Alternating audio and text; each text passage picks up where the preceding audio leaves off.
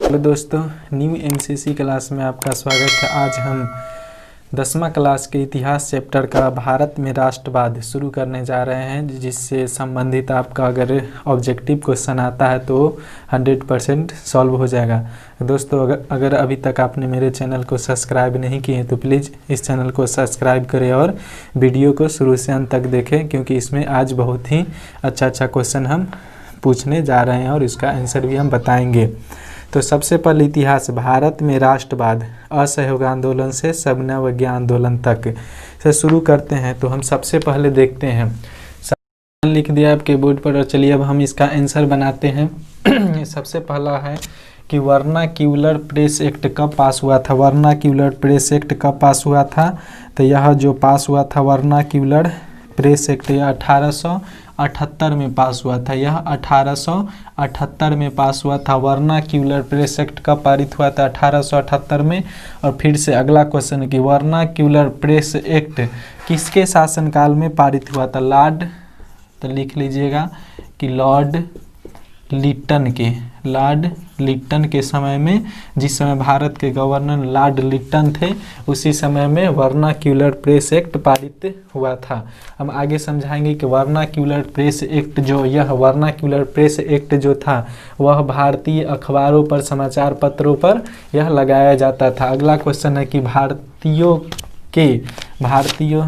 भारतीयों को हथियार रखने पर किस एक्ट के द्वारा प्रतिबंध लगा दिया गया था? कि भारतीय लोग जो लाइसेंस प्राप्त व्यक्ति थे, जिन्हें हथियार रखने पर प्रतिबंध लगा दिया गया कि जो व्यक्ति सेना में नहीं होंगे उन्हें हथियार रखने की मनाही थे। तो यह है कि भारतीयों को हथियार रखने पर किस एक्ट के द्वारा प्रतिबंध लगा दिया गया था? तो आप लोग आंसर लिख लीजिएगा, आर्म्स एक्ट। आर्म्स एक्ट 1879 के द्वारा, ये भी लॉर्ड लिट्टन के ही समय में हुआ था कि भारतीयों को हथियार रखने पर प्रतिबंध लगा दिया गया था। आर्म्स एक्ट 1879 के द्वारा। फिर अगला क्वेश्चन है कि दिल्ली दरबार का आयोजन किसने करवाया था?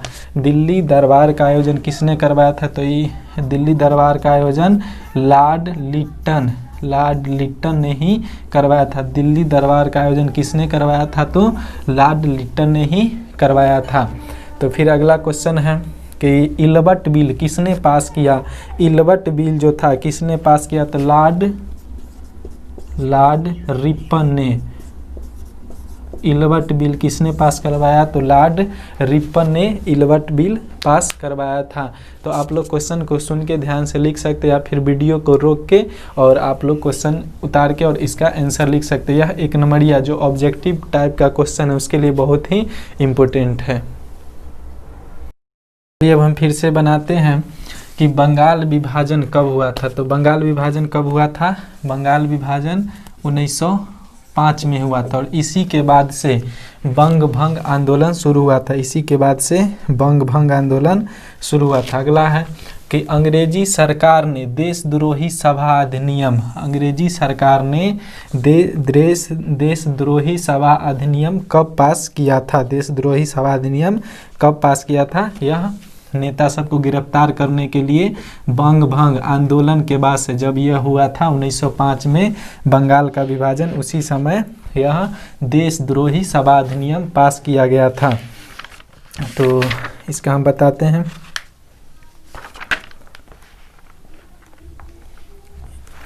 अंग्रेजी सरकार ने देशद्रोही सभा अधिनियम कब पास किया था? तो यह हो जाएगा 1907 में।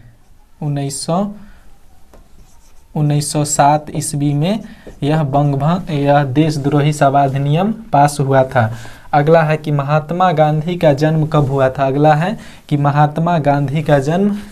तो महात्मा गांधी का जन्म कब हुआ था? तो 2 अक्टूबर 1869 को। 2 अक्टूबर 1869 को पोरबंदर, गुजरात के पोरबंदर में हुआ था, इनका जन्म हुआ था। फिर अगला है कि महात्मा गांधी का पूरा नाम क्या है? महात्मा गांधी का पूरा नाम क्या है? तो इनका जो पूरा नाम है वह है मोहन। इनका पूरा नाम था मोहनदास। फिर है मोहनदास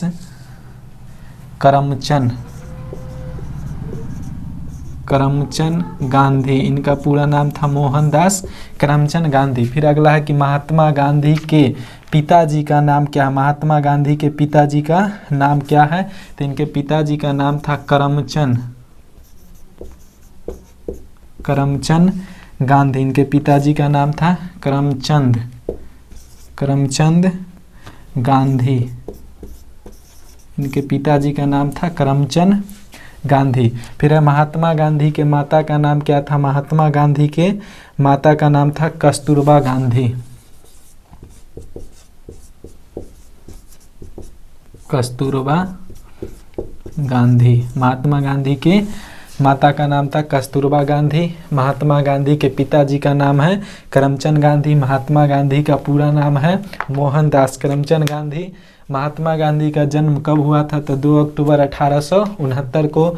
और अंग्रेजी सरकार ने देशद्रोही सभा अधिनियम कब पास किया, तो 1907 में। बंगाल विभाजन कब हुआ था, 1905 में। और 1905 के बाद से ही बंग भंग आंदोलन शुरू हो गया था।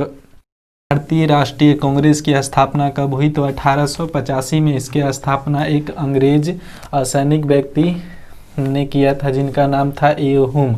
और भारतीय राष्ट्रीय कांग्रेस के प्रथम अध्यक्ष थे व्योमेश चंद्र बनर्जी। तो फिर से अगला लिखते हैं क्वेश्चन कि यहाँ जो है कि 1919 से भारतीय इतिहास में 1919 से 1947 तक के समय को गांधी युग के समय को गांधी युग के नाम से जाना जाता है।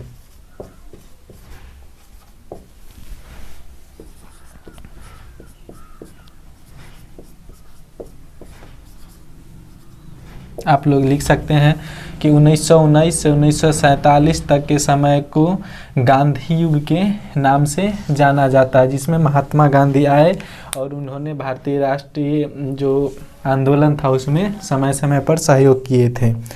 तो फिर से इसको है कि 1919 से 1947 तक के समय को गांधी युग के नाम से जाना जाता है। महात्मा गांधी के समय में महत्वपूर्ण 3 आंदोलन हुए थे।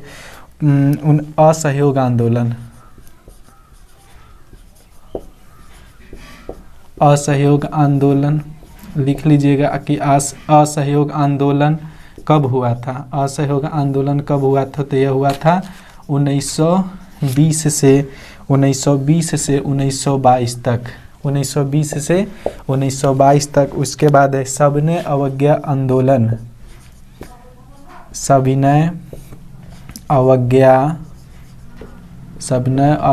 आंदोलन का समय कब से कब तक है।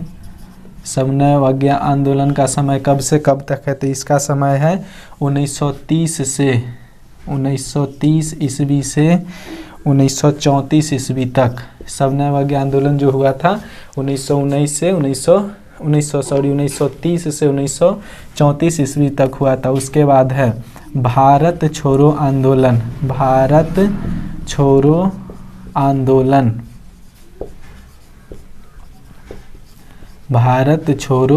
आंदोलन यह कब हुआ था। भारत छोड़ो आंदोलन यह 1942 ईस्वी में हुआ था, जिसमें इसी आंदोलन भारत छोड़ो आंदोलन में ही महात्मा गांधी ने करो या मरो का नारा दिया था। करो या मरो का नारा दिए थे कि 1900 भारत छोड़ो आंदोलन में ही महात्मा गांधी ने करो या मरो आंदोलन का नारा दिए थे। तो यह हो गया कि महात्मा गांधी जी द्वारा चलाया गया 3 महत्वपूर्ण आंदोलन हो गया। असहयोग आंदोलन 1920 से 22 में, सविनय अवज्ञा आंदोलन 1930 से 34 में, भारत छोड़ो आंदोलन 1942 में, करो या मरो का इसी में नारा दिए थे भारत छोड़ो आंदोलन में ही। फिर से अगला है कि एशियाटिक सोसाइटी ऑफ बंगाल। फिर से अगला नंबर है कि एशियाटिक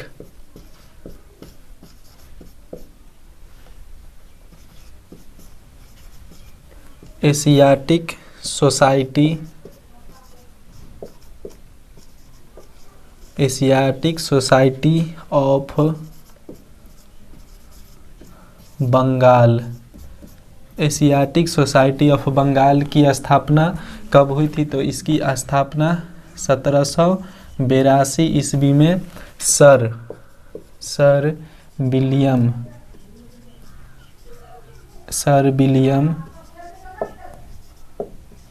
जोन्स ने किया था। सर विलियम जोन्स ने किया था। तो लिख सकते हैं कि एशियाटिक सोसाइटी ऑफ बंगाल की स्थापना कब हुई? तो एशियाटिक सोसाइटी ऑफ बंगाल की स्थापना 1782 में सर विलियम जोन्स ने किया था। फिर अगला हम लिखते हैं कि अंग्रेजी अधिसत्ता, मतलब कि भारत जो 1857 के विद्रोह के बाद महारानी विक्टोरिया ने सभी देशी राज्यों को अंग्रेजी अधिसत्ता में ले लिया था। ये अब हम फिर से अगला नंबर क्वेश्चन दे दिए हैं। क्वेश्चन हम पढ़ रहे हैं। क्वेश्चन है कि महात्मा गांधी इंग्लैंड से भारत कब लौटे थे? महात्मा गांधी जब इंग्लैंड गए थे, जब वह वकालत पढ़ने के लिए जब इंग्लैंड गए थे, तो वह इंग्लैंड से भारत कब लौटे थे? तो इसका सही आंसर हो जाएगा 1891। महात्मा गांधी जो है कि इंग्लैंड से भारत कब लौटे थे? तो 1891 में। फिर अगला क्वेश्चन है कि महात्मा गांधी मुकदमे के लिए, एक व्यापारी जो था उनके मुकदमे की पैरवी के लिए महात्मा गांधी ने मुकदमे के पैरवी के लिए दक्षिण अफ्रीका कब गए थे? दक्षिण अफ्रीका कब गए थे? तो इसका आंसर हो जाएगा सर 1893 ईस्वी में। महात्मा गांधी जब इंग्लैंड से वकालत की पढ़ाई करके 1891 में आए थे, तो एक व्यापारी के मुकदमे की पैरवी के लिए वह दक्षिण अफ्रीका 1893 में गए थे। फिर अगला क्वेश्चन है कि किसने कहा था कि सत्याग्रह दुर्बलों का नहीं बल्कि सबलों का हथियार है? जब रंगभेद की नीति का शिकार जब महात्मा गांधी दक्षिण अफ्रीका में हुए थे, तो वहाँ पर उन्होंने सत्याग्रह का, महात्मा गांधी ने सबसे पहले अपने जीवन में सत्याग्रह का प्रयोग जो है कि दक्षिण अफ्रीका में किए थे। तो उन्होंने ही कहा था, महात्मा गांधी ने ही कहे थे कि सत्याग्रह दुर्बलों का नहीं बल्कि सबलों का हथियार है। तो यहाँ क्वेश्चन है कि किसने कहा था कि सत्याग्रह दुर्बलों का नहीं बल्कि सबलों का हथियार है? तो आंसर हो जाएगा महात्मा गांधी। इसका आंसर हो जाएगा महात्मा गांधी ने। फिर अगला क्वेश्चन है कि गांधी जी दक्षिण अफ्रीका से भारत कब लौटे थे? दक्षिण अफ्रीका से भारत कब लौटे थे? तो यह भारत आए थे जनवरी 1915 में। जनवरी 1915 में महात्मा गांधी दक्षिण अफ्रीका से पूर्णतः भारत के लिए आ गए थे। जब यहाँ से आए थे 1915 में, तो इसी दिन जब महात्मा गांधी दक्षिण अफ्रीका से भारत आए थे, इसी दिन को हम लोग भारतीय प्रवासी दिवस के रूप में मनाते हैं, क्योंकि दक्षिण अफ्रीका से महात्मा गांधी भारत सदा के लिए आ गए थे। तो 1915 के बाद से ही हम लोग भारतीय प्रवासी दिवस के रूप में मनाते हैं। यह क्वेश्चन वीडियो को आप रोक के और क्वेश्चन को लिख सकते हैं। फिर हम अगला क्वेश्चन लिखते हैं। अगला नंबर क्वेश्चन है कि होम रूल लीग की स्थापना किसने किया था? होम रूल लीग की स्थापना किसने किया था? तो होम रूल लीग की स्थापना बाल गंगाधर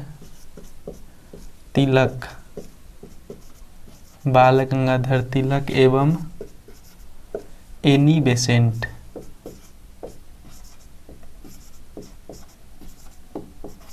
बाल गंगाधर तिलक एवं एनी बेसेंट ने होम रूल लीग की स्थापना किए थे। होम रूल लीग की स्थापना क्यों किया गया था? यहाँ से होम रूल लीग की स्थापना करने का उद्देश्य था कि गृह शासन को चलाना, गृह शासन की व्यवस्था के लिए यह होम रूल लीग आंदोलन बाल गंगाधर तिलक एवं एनी बेसेंट के लिए, एनी बेसेंट ने इसकी स्थापना की थी गृह शासन आंदोलन चलाने के लिए।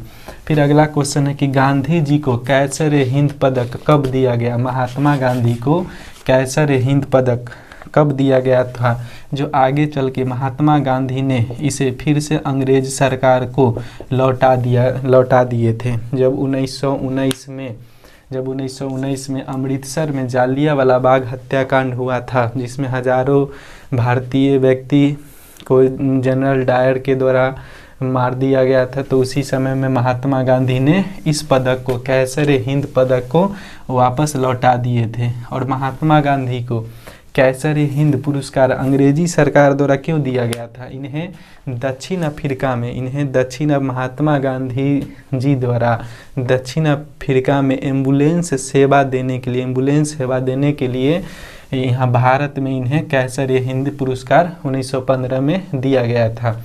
अगला क्वेश्चन है कि महात्मा गांधी के राजनीतिक गुरु कौन थे? महात्मा गांधी के राजनीतिक गुरु कौन थे? तो इनका राजनीतिक गुरु गोपाल कृष्ण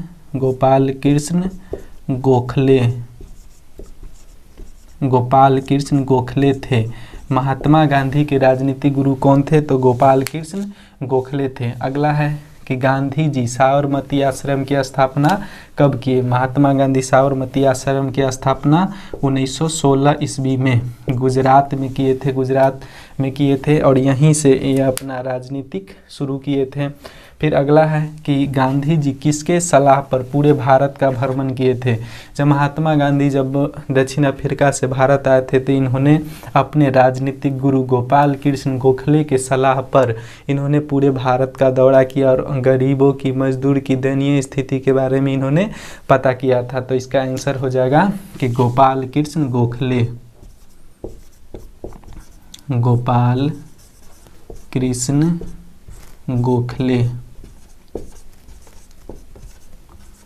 इसका सही आंसर हो गया गोपाल कृष्ण गोखले। एक बार हम फिर से समझा देते हैं कि होम रूल लीग की स्थापना किसने किया? तो होम रूल लीग की स्थापना बाल गंगाधर तिलक एवं एनी बेसेंट ने किए थे। यह गृह आंदोलन को चलाने के लिए इन्होंने होम रूल लीग की स्थापना की। फिर अगला है कि गांधी जी को कैसर-ए-हिंद पदक कब दिया गया था? यह 1915 में दिया गया था और महात्मा गांधी ने इसे जालियांवाला बाग हत्याकांड के बाद इसे वापस लौटा दिया था।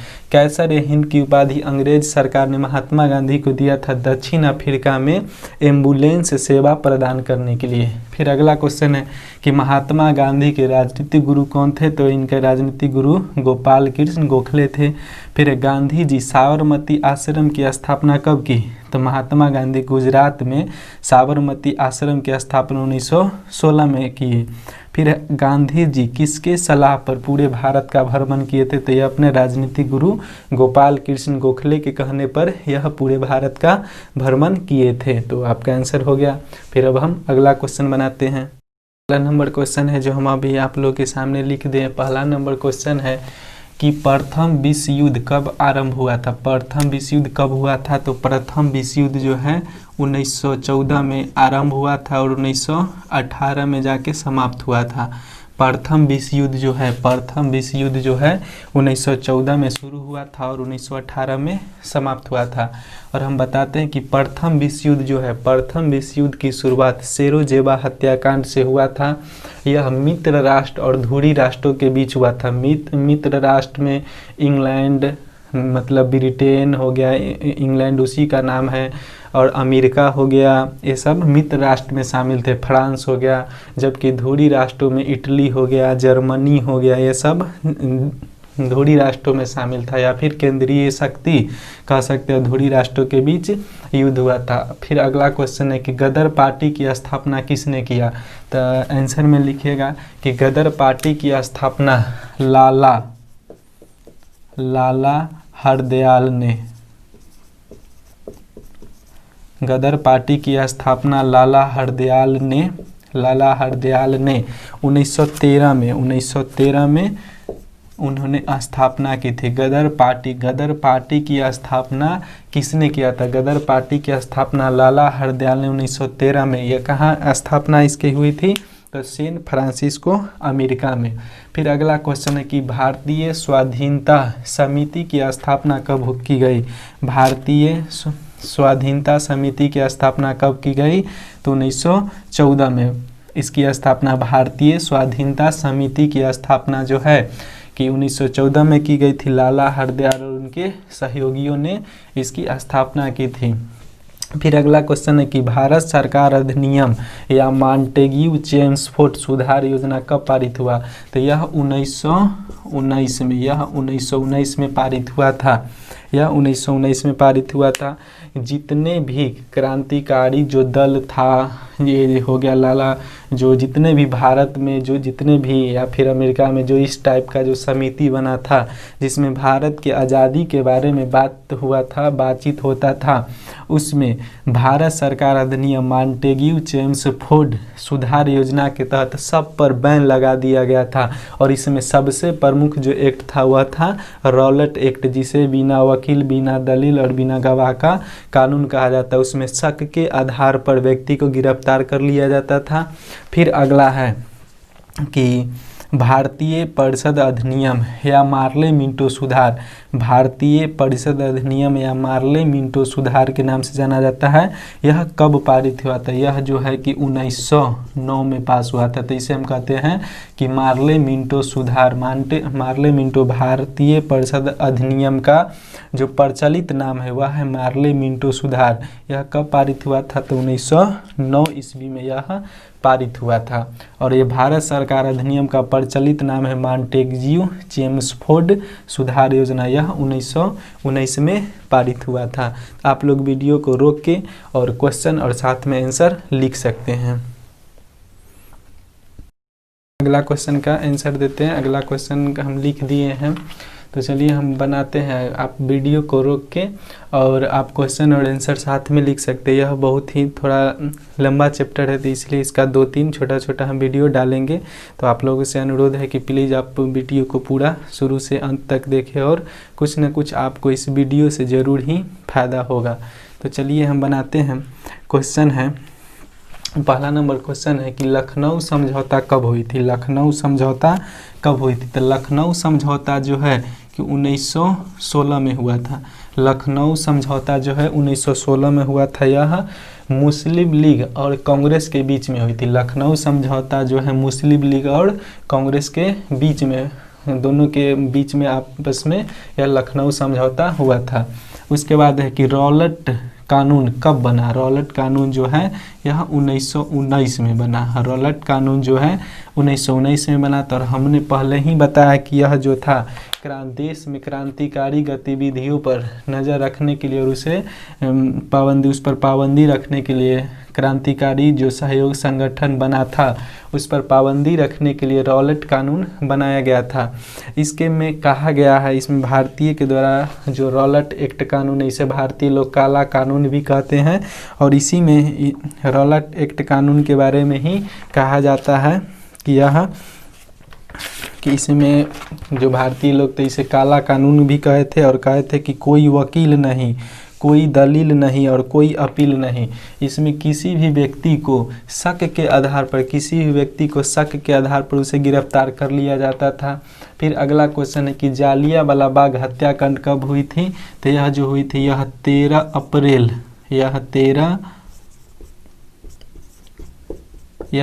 अप्रैल 1919 को अमृतसर में हुआ था। यह 13 अप्रैल 1919 को अमृतसर में यह हुआ था, जिसमें हजारों व्यक्ति मारे गए थे। इसमें जनरल डायर ने चारों तरफ से घेर कर और सभा चल रहा था, उसमें भारतीयों पर इन्होंने गोली चलवाया था।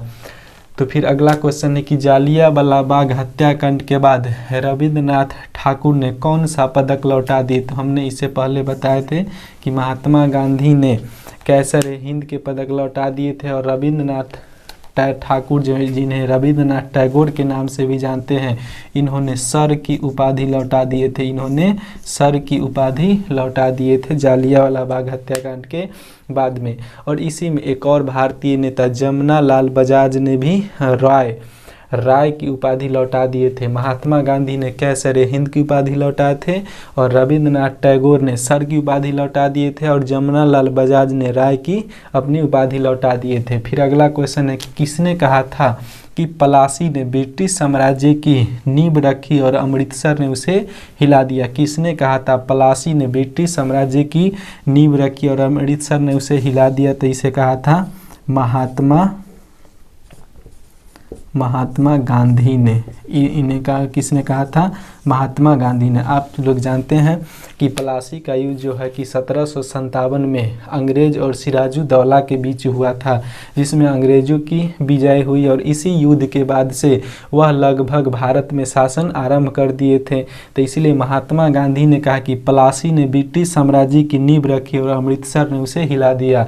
मतलब अमृतसर में जो जालियांवाला बाग हत्याकांड हुआ था, इसके बाद से अंग्रेजों के प्रति जो भारतीय लोग थे उनमें काफ़ी गुस्सा था और इसी युद्ध के यही जो घटना था जालियांवाला बाग हत्याकांड, इसी घटना के बाद से अंग्रेज़ों का जो यहाँ से शासन जो है कि हिलने लगा था। महात्मा गांधी ज़्यादा सक्रिय हो गए थे। तो आप क्वेश्चन को, वीडियो को रोक के और क्वेश्चन को आप अच्छे से लिख सकते हैं। फिर चलिए, यह लंबा चैप्टर है तो हम फिर से इसका जो आगे क्वेश्चन है वो अगला वीडियो में डालेंगे। आपसे निवेदन है कि पूरा का पूरा वीडियो देखिए। अगर अभी तक अगर जो भी व्यक्ति अगर नए हैं जिन्होंने चैनल को सब्सक्राइब नहीं किए तो प्लीज़ चैनल को सब्सक्राइब करें और वीडियो को लाइक ज़रूर करें। धन्यवाद।